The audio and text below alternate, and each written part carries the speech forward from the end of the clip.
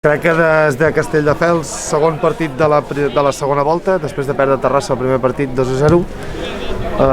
per mi és un dels pitjors partits que hem fet. No vam ser el Valls de la segona volta, per mi, podem acusar-ho a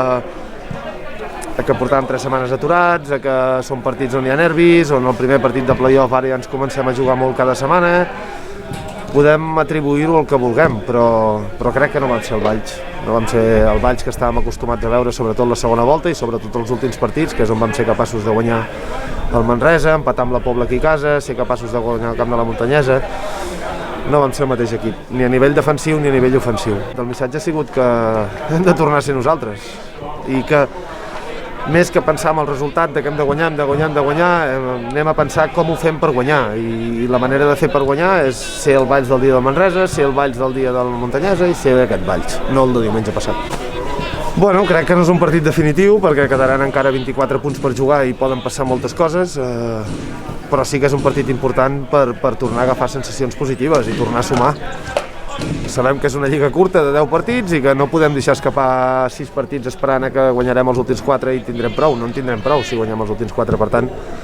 hem de prendre ràpid del diumenge. Per mi no és una final definitiva que diu si perdem ja no tenim cap opció, perquè queden 24 punts en joc i els disputarem, però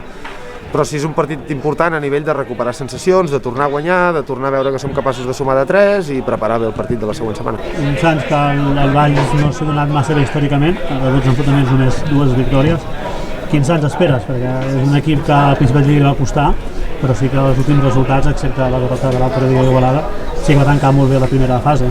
Sí, és un equip que, com tu bé dius, va acabar molt bé la primera fase, 24 punts, molt a propet de la salvació. Potser si hagués durat la Lliga 2 setmanes més inclús haguessin salvat sense jugar la promoció de permanència, però